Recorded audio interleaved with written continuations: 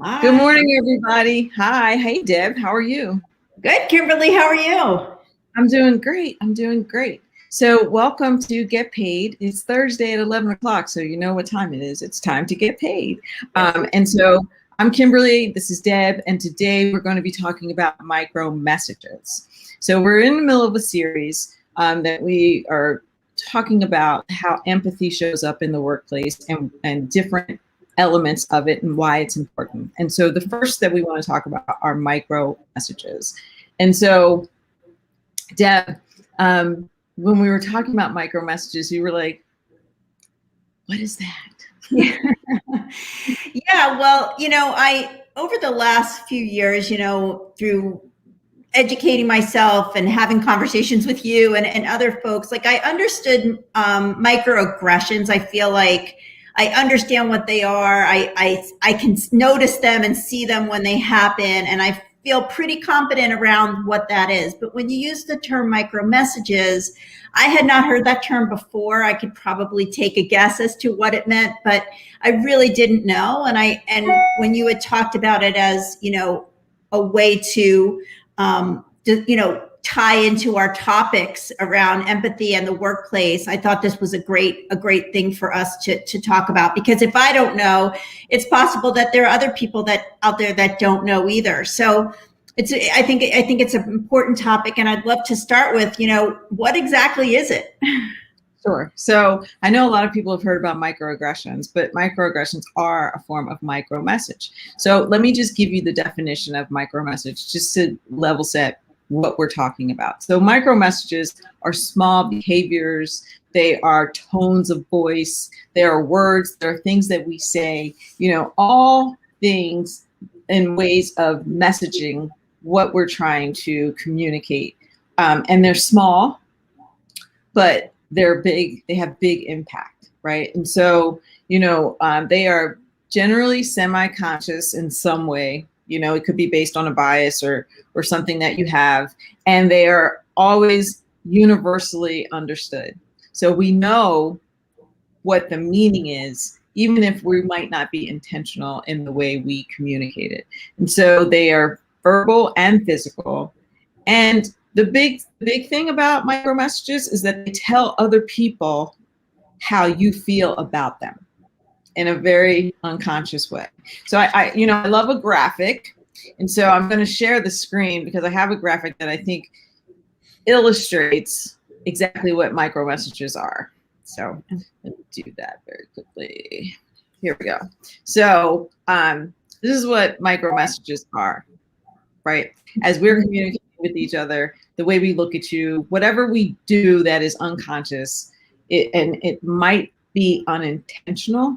It just might be something that we always do when we see you or see a certain group or how we think about them. It's always subtle, right? Or seemingly subtle.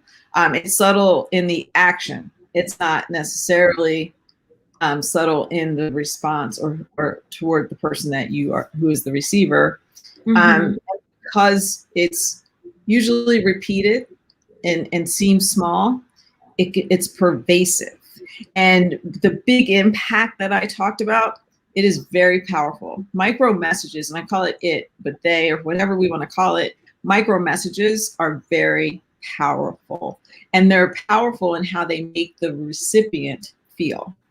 And I'm thinking as you're talking, because I'm wondering, so I'm guessing that they can be negative or they can be positive, and even if they're positive, that could be negative. I don't know. You're getting me thinking about, kind of what that is, and thinking about myself and how I might do those. And I wonder, could you give some examples? Like, what exactly are some good examples, especially in a workplace, as to what might be considered a micro message? And then help me understand, good or bad. Can they be either, or can they be neither? Like, I'm not sure.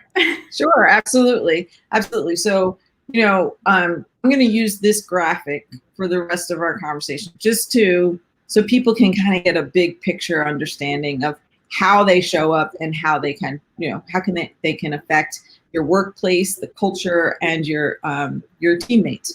So there are several different types of micro messages. Today, I'm just going to talk about 3. And so the first is microaggressions. And so we've heard so much about microaggressions. And surprisingly, when I do workshops, still people have never heard of them.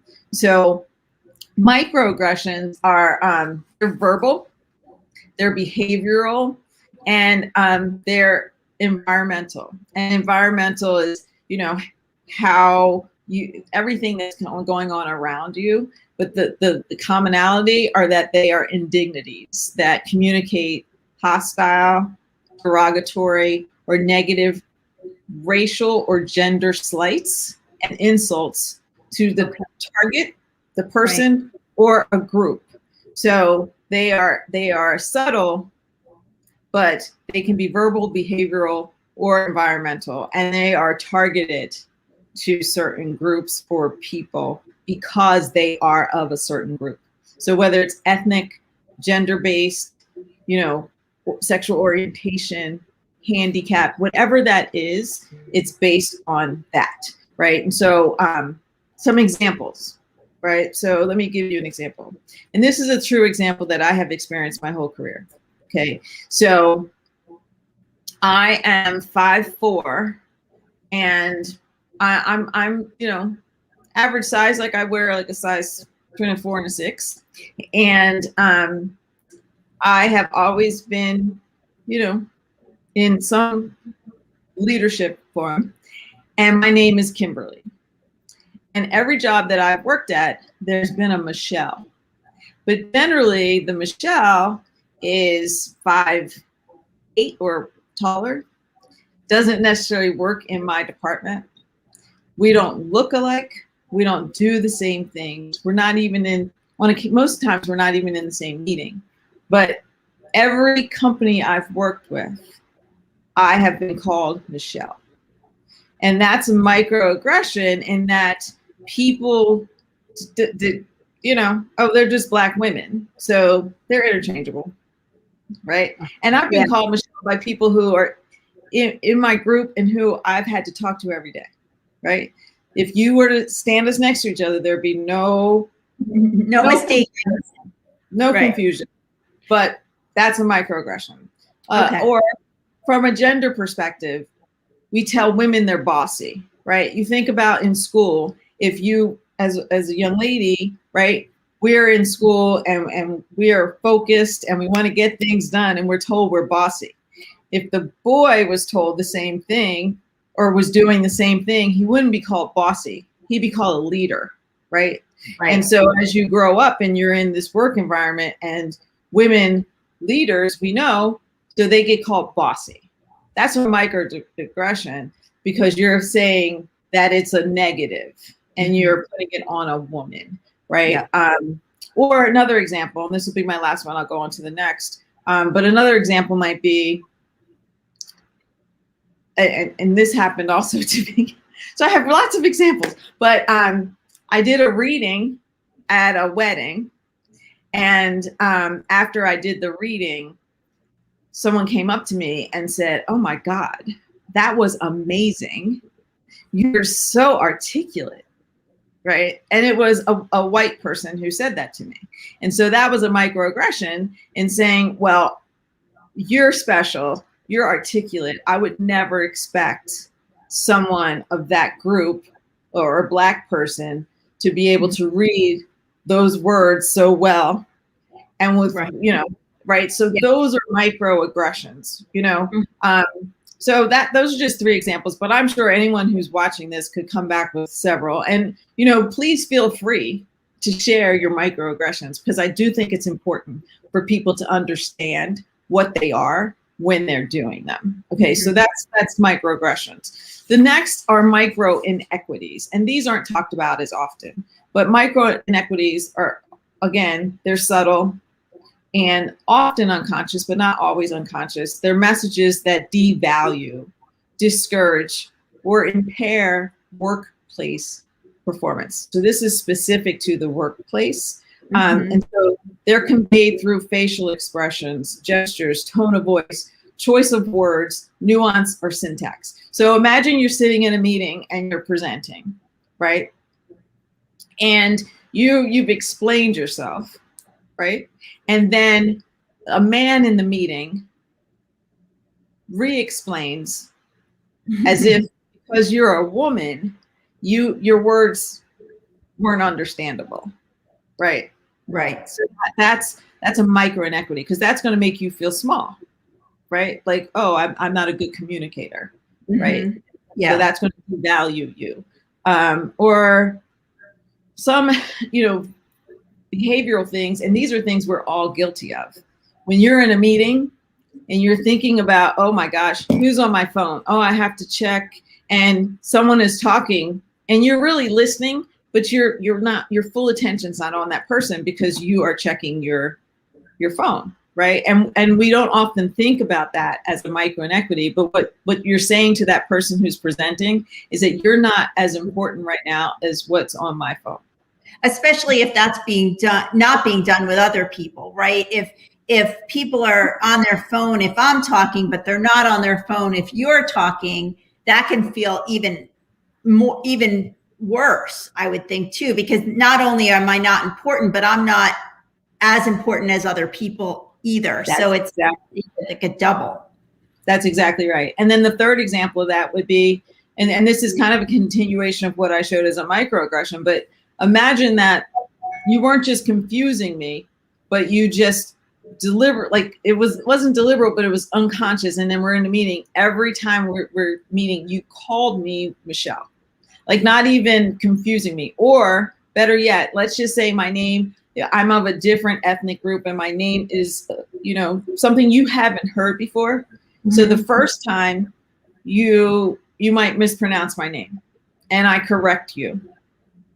And then the third, the fourth, the fifth, the sixth time, that is a micro inequity, because what you're saying is, you're not important enough for me to really learn how to pronounce your name. I'm going to call you what I want.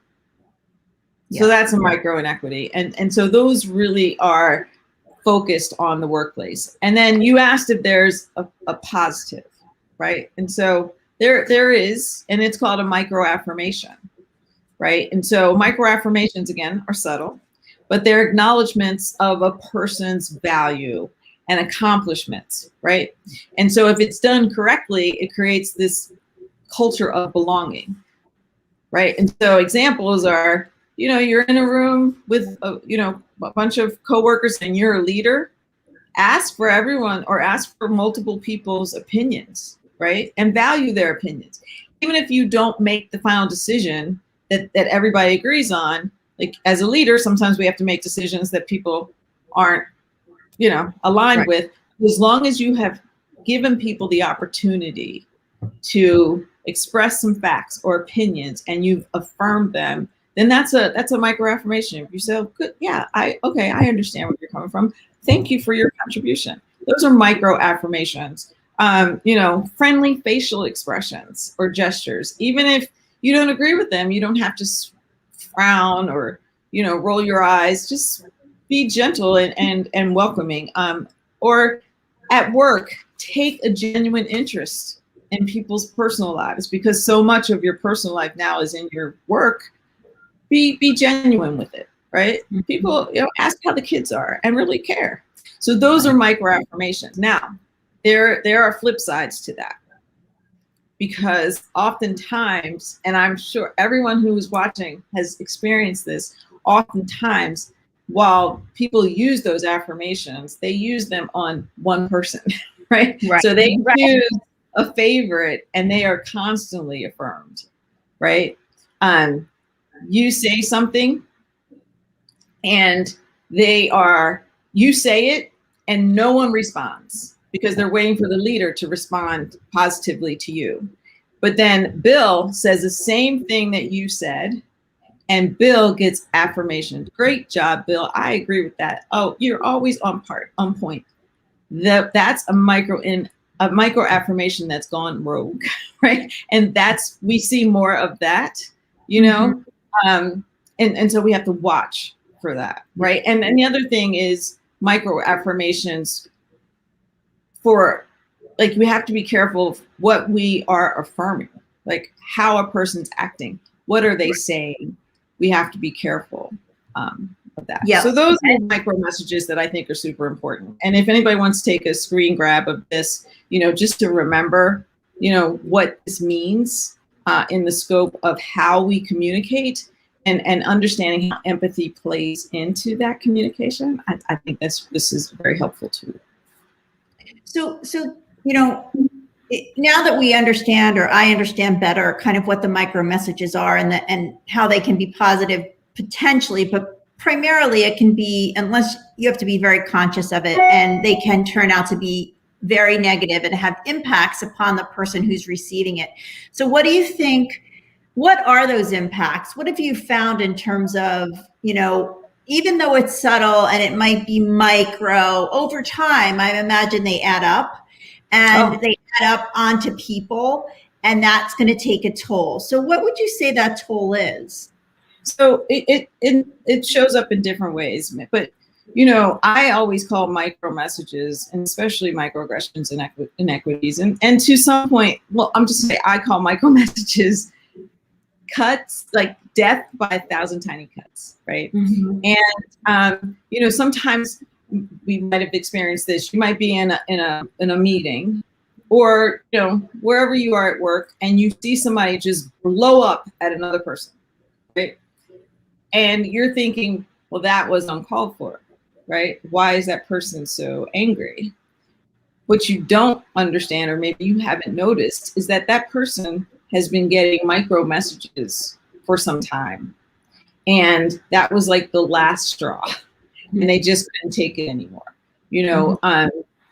Sometimes it happens. And as allies or people around, it's often, if you're close enough to that person, take them into your office, or take them to the cafeteria, or take them for a walk, and give them the grace and the platform and welcoming space to communicate what might have driven them to that, right? Because in that moment, what I have seen is that the person who has been the recipient is often judged negatively because of what they've had to endure over and over and over again, right? It's blaming the victim. Exactly, blaming the victim. But because these are subtle, and if you're not aware that they exist, then you don't even know what you're looking at, right? You don't know that's right. And so that's the one. Another way it can show up, and as a recruiter, I'm sure you've seen this, Deb,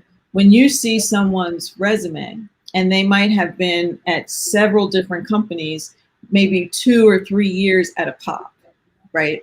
And generally that's a sign that, oh, this person's a hopper.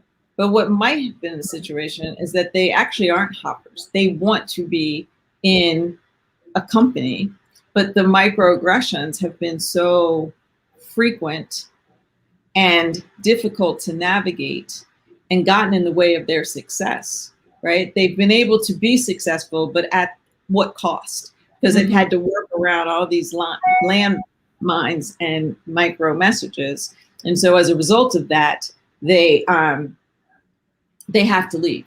Like, they just can't do it anymore. And so they move on. And I know that because recruiters feel like they're a jumper, sometimes they don't get the opportunities that they probably should.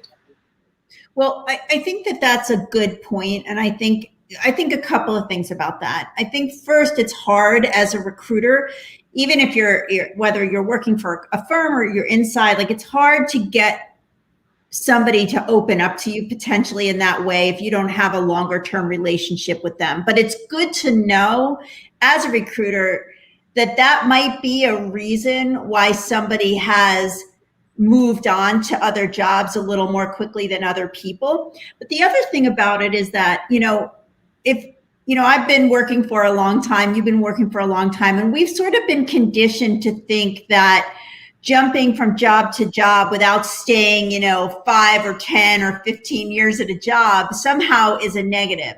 And that is not true anymore. I mean, certainly I think it's important for people to be at a job long enough to accomplish things so that they can show that they have a track record.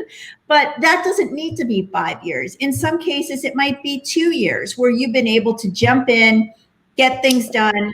And then if in fact you've been, targeted or feel like it's not a good inclusive workplace, or you have another opportunity that's better, you can move on. And I think it's more important for recruiters to understand that there's lots of reasons that people move on, that doing reference checking and finding out what that person was like in the workplace is a better judge and gauge than just looking at somebody's resume. And then also being knowledgeable of what we just spoke about, in that for certain groups of people, particularly probably people of color, if this is happening in the workplace, then it builds up and they might want to move on. And the hope is that if they can get to the right place where inclusivity is just part of the organization, then that will keep them there as a talent in the organization, as long as you're willing to recognize how good they are and keep them engaged. Yeah, I think that all those points are really important. And as I think about what the bottom line is, because I know this session is running a little longer than we normally run, but we have some comments, so I think it's really helpful to a bunch of people who are watching. So I do think it's important to also consider that when we talk about the culture, and people often ask, well, you didn't know the culture was like that. If people don't understand what micromessaging is, they don't understand what to look for. And oftentimes that's the biggest part of the culture that's missing in that assessment. So I think it's really important to understand what micromessages are. But my bottom line really is that we need to own our biases, and we need to understand how they show up in ourselves. And so as you are communicating, take a think. Am I saying this, or am I not saying this because of how my biases show up, or is this really how this person is showing up, right? Mm-hmm. Like, why am I communicating? So always think about that. Be conscious. I guess that's my bottom line, right? Mm-hmm. If we're going to build an empathetic, inclusive, equitable culture, we have to be intentional, and we have to be mindful of how we show up and how we make other people feel. So that's my bottom. I think that's a great bottom line. And just one thing, I know we don't usually add anything after the bottom line, but you just made me think that, remember, the culture is in the eye of the beholder. So some people can feel like a culture is really great, but it might be really great for them. For one group. Yeah, for one group. And so it's important to understand truly what a culture is as best that you can, by asking all different kinds of people who've worked there, what is it really like to work here? So that's just my last thought. And I think this was a great topic. And as part of our series on workplace and empathy and how that all ties together, next week we're going to talk about really understanding pronouns and why that's so important. And it kind of, in a way, I'm sure ties into some of these micro messages, because I know that people trip up on pronouns a lot, and sometimes they just don't understand. And sometimes it becomes a consistently using pronouns incorrectly with somebody who's been clear what their pronouns are. So I think it's a great topic that easily ties into this series. Oh, absolutely. Pronouns are how we identify ourselves. If you don't get it right, then you don't see us. So to my Facebook question, is this session every Thursday? It is absolutely every Thursday, 11 o'clock. You will find us here. Usually we're on for 15 minutes and we give little nuggets. But when it's an important subject like micro messages, and probably pronouns will probably run a little longer too, we make sure to get as much information to you as possible. If you have any questions and want us to give you additional information, please reach out to us on LinkedIn. I'm Kimberly Miner, and Kimberly Lee Miner, and Deborah Schwartzfarb. But we are here every Thursday, and we appreciate your insights. Thank you so much. Have a wonderful weekend, and we'll see you next Thursday at 11 o'clock. Take care, everyone. Bye-bye.